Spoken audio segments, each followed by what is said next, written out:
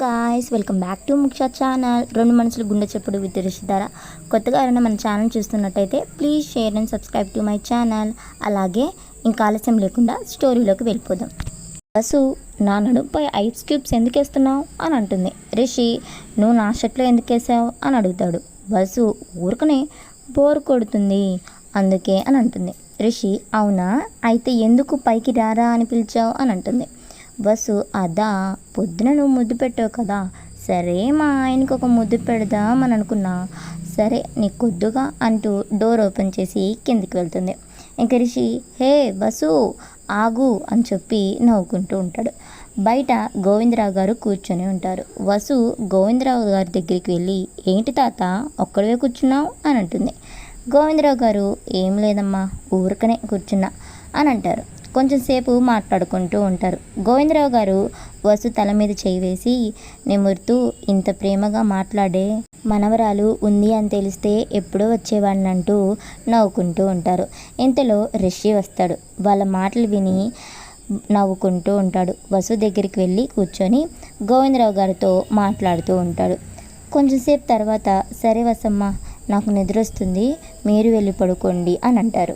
వసు అంటూ ఆవులిస్తూ ఉంటుంది. రిషిని చూస్తూ, బావా అని చేతులు చాపిద్ది. రిషి, ఏంటి అని అంటాడు. వసు, నన్ను ఎత్తుకొని తీసుకెళ్ళవా బావా, నాకు నిద్ర వస్తుంది, నాకు నడవాలనిపించడం లేదు అంటూ ప్లీజ్ అని చెప్పి క్యూట్గా అడుగుతుంది. రిషి సరే అని ఎత్తుకుంటాడు. వసు రిషి మెడ చుట్టూ హ్యాండ్స్ వేసి బుగ్గపై కిస్ చేసిద్ది. రిషి వసుని చూస్తూ నవ్వుకుంటూ పైకి తీసుకొని వెళ్తాడు. అది అభి చూసి, ఈ రిషి నాకు వసుకు మధ్య వస్తున్నాడు అని అనుకుంటూ కోపంగా తన రూమ్లోకి వెళ్ళిపోతాడు. రిషి వసుని బెడ్ మీద పడుకోపెట్టి వెళ్తుంటే వసు రిషిని టీషర్ట్ పట్టుకొని లాగుతుంది. రిషి, ఏంటే అని అంటాడు.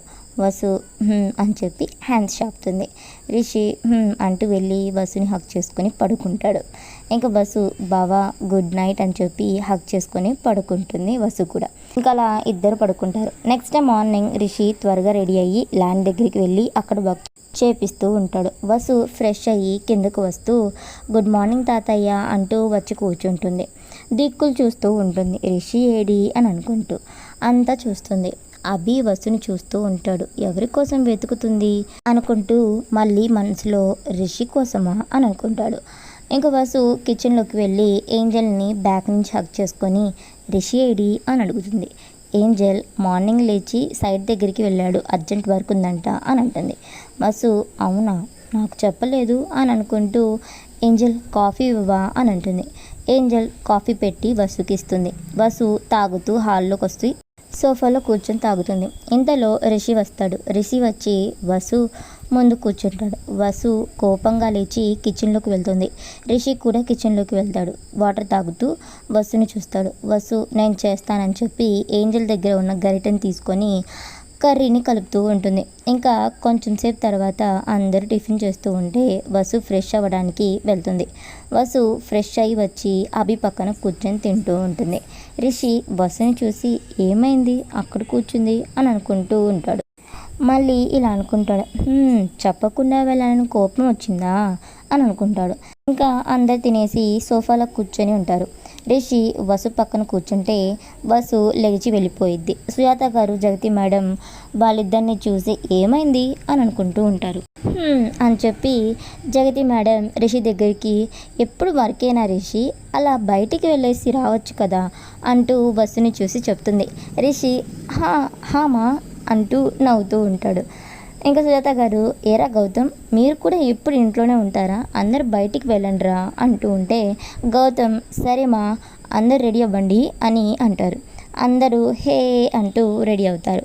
రిషి కార్ డ్రైవ్ చేస్తూ ఉంటాడు. బస్సు రిషిని చూసి కావాలని బ్యాక్ కూర్చుంటుంది. అవి పక్కన ముందు భవ్య జాను కూర్చుంటారు. రిషి మిర్రర్ వసు సైడ్ తిప్పుతుంటే వసు కావాలని అభితో మాట్లాడుతూ ఉంటుంది. రిషి మనసులో, దీనికి బాగా కోపం వచ్చినట్టుంది, అందుకే నన్ను బాగా ఉడికిస్తుంది అని కోపంగా కార్ స్టార్ట్ చేస్తాడు. ఇంకందరూ స్టార్ట్ అవుతారు. ఫస్ట్ పొలాల దగ్గరికి వెళ్దామని చెప్పి అందరూ పొలాల దగ్గరికి వెళ్తారు.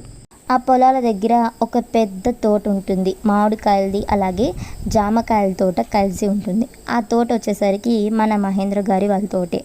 ఇంకా జాను, వసు, ఏంజల్, పుష్ప, భవ్య అందరూ చెట్లు చూస్తూ వెళ్తుంటే జాను, వసు ఆ కాయ చూడు ఎంత బాగుందో, నాకు కోసివ్వా అని అంటుంది. వసు అదా సరే అని చెప్పి ఎగురుతుంది, కానీ అది అందదు.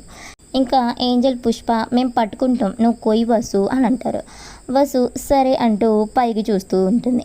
రిషి అక్కడికి వచ్చి "ఉష్" అంటూ వసుని ఎత్తుకుంటాడు. వసు దొరికింది అంటుంటే ఏంజల్, వసు ఆ పక్కన ఇంకో కాయ ఉంది, అది కూడా కొయ్యవా అని అంటుంది.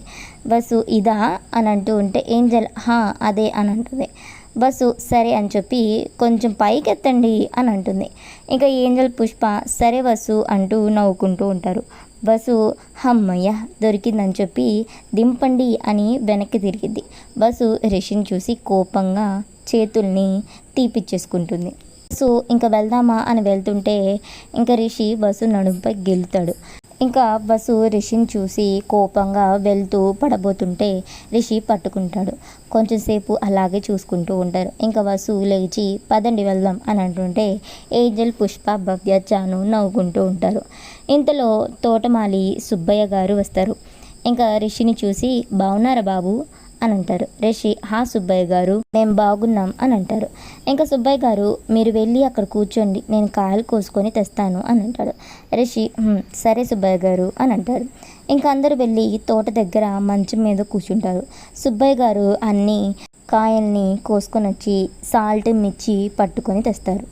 అందరూ తీసుకొని తింటారు. రిషికి కారానికి పొలమారిద్ది. బస్సు పరిగెత్తుకొని వచ్చి వాటర్ తాపిస్తూ చూసుకోవాలిగా అంటూ తల మీద తడుతూ ఉంటుంది. రిషి వసుని ప్రేమగా చూస్తూ నవ్వుతూ ఉంటాడు. బస్సు రిషిని చూసి మళ్ళీ ఏంజల్ పక్కకు వెళ్ళి కూర్చుంటుంది. అభి వసు బిహేవియర్ రిషితో అలా చూసి షాక్ అవుతాడు. ఇంకా గౌతమ్ పదండి అందరం లంచ్ చేసి కొండ దగ్గరికి వెళ్దాం అని అంటాడు.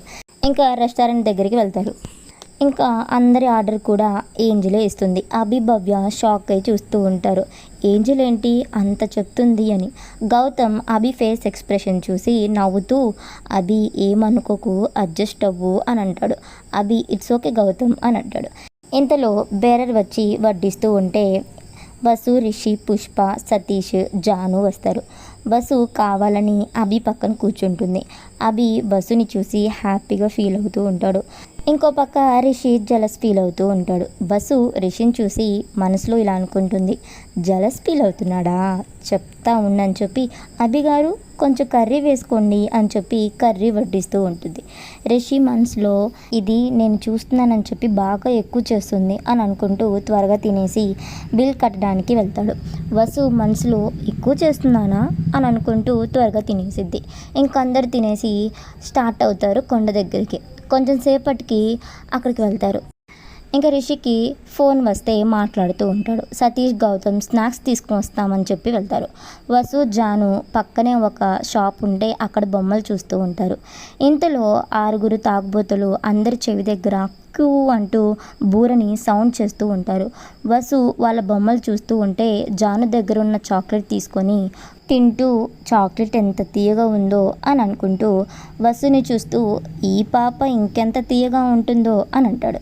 వసు హే మ్యాన్స్ లేదా, లేడీస్తో ఎలా బిహేవ్ చేయాలో తెలీదా అని తిడుతుంది.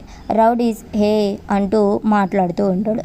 ఇంకా రిషి బాలను చూసి అక్కడికి వెళ్తాడు. ఆ రౌడీ వసు మీద చేయి వేయబోతుంటే రిషి వాడి చేయి పట్టుకొని మెల్లి తిప్పి లాగి చెంప మీద తంతాడు. ఇంకొకడు రే నిన్ను అని వెళ్తుంటే రిషి హా ఏంట్రా ఏంటి అని చెప్పి కారు మీద కాలర్ పట్టుకొని తన్నబోతుంటే బస్సు వదిలే బావా వదిలే ప్లీజ్ అని అంటూ ఉంటుంది. ఆ రౌడీ సారీ సిస్టర్ సారీ అంటూ దండం పెట్టి వెళ్ళిపోతాడు. ఇంకప్పుడు వెనక నుంచి రిషిని పడబోతే బస్సు బావా అంటూ లాగుతుంది. ఇంకా కత్తి బస్సు హ్యాండ్ మీద లైట్గా కోసుకుంటుంది.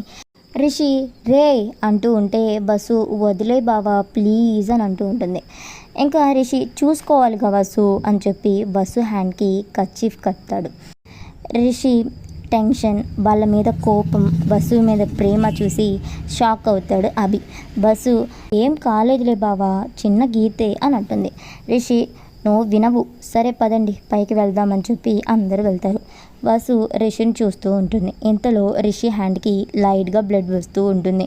బస్సు రిషి దగ్గరికి వచ్చి హ్యాండ్ తీసుకొని నాకు చెప్పడం కాదు, చూడు నీకు బ్లడ్ వస్తుంది అన్నయ్య, కర్చీఫ్ ఇవ్వు అని చెప్పి గౌతమ్ దగ్గర కర్చీఫ్ తీసుకొని రిషికి కడుతూ ఏడుస్తుంది. ఇంకా రిషి ఏమైంది వసు, నీ చేయి నొప్పిగా ఉందా అని అంటాడు.